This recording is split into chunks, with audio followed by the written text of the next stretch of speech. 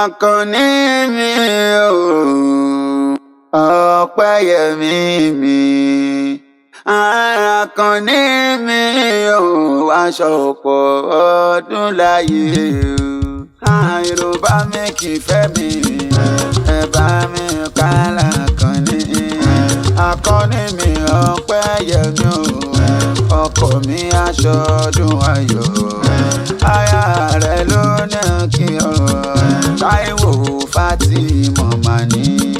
Ó ní ń bohùn kọ́kọ́ òun o, aṣíwájú rẹ̀ kò ní dèrò ẹ̀yìn. Aya rẹ̀ ní kó má dá wa tì, kó má rìn sọnù. Ẹ̀mí rẹ̀ aṣíwájú mi ọdún.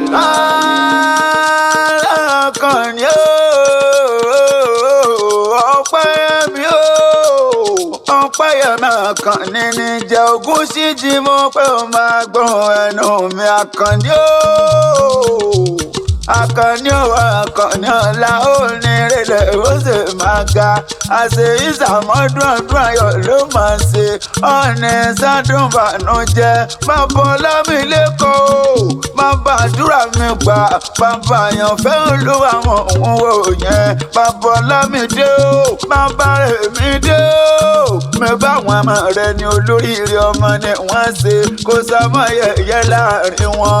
Aya rẹ ló rán mi wá bí o. Akọni o, aya rẹ olólùfẹ́ rẹ ní Táíwò Fátímọ̀. Ọmọ ìyá mọ́lá bí òjò pàṣẹ kẹrẹmẹdẹ amáti ìbà. Ìlú ní wákàtí rẹ òun, ìfẹ́ ayé òun, ìfọ̀kànbalẹ̀ òun. Ó pé wọ́n lè jí ká sí òjẹ́ káṣọ ó bọ́ lọ́rùn mi. Ó pẹ́ kíkú máa pa ọkàrùn máa ṣe òun ní òun máa ṣẹlẹ̀ hàn nílé ayé o. Ó ní òun bọ̀ délé àwọn bàbá rẹ̀. Èmùrè Èkìtì ní ìṣẹ̀lẹ̀ bàbá rẹ̀. Èmùrè Ìjàlókè àfiṣù fólóore. Èmùrè ìjà parí iṣu ẹ̀jẹ̀ mú lọ lọ́dì rẹ̀ o. Ọmọ elémùrè, ọmọ elémùrè àwòrò wàrà. Ọmọ elémùrè òmọwọ́wọ́ ẹ̀jìṣu. Èmùrè ọmọ ìlú Ẹ̀wà, ìlú Ẹ̀yẹ kìkì àpálẹ̀ o. Ibẹ̀ ní ìṣẹ̀lẹ̀ Akọni mi dáadáa. Ọmọ wọn lẹ́kìtì kété, Èkìtì kété olókè méjì. Takọ̀tabo lórí ara wọn. Ẹ̀yin lákọ̀wé kọ́wúrà láràgbà yìí dá o. Èkìtì lákọ̀wé kọ́wúrà láràgbà yìí yà wò.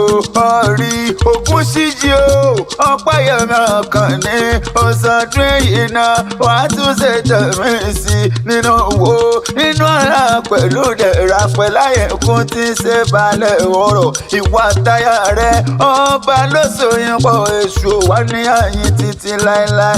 Àṣẹ ìsàmọ́dún ọdún ayọ̀ ló máa ṣe òye.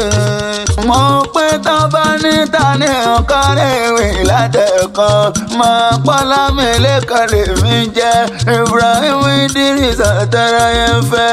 Akẹ́rẹ́ àgbáyé àgbọ̀n tún pọ̀ níṣẹ́ ìwé lọ́dọ̀ tiwa kan òkú ọlọ́rọ̀ ọmọ yàrá. Yorùbá mi kì í fẹ́ mi, ẹ bá mi kálá Akọni. Akọni mi Ọpẹ́yẹmí o, ọkọ mi aṣọ ọdún ayọ̀.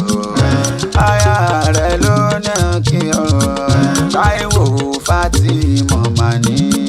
Ó ní ń bohùn kọ́kọ́ òun o, aṣíwájú rẹ̀ kò ní dèrò ẹ̀yìn. Aya rẹ̀ ní kó má dá wa tì,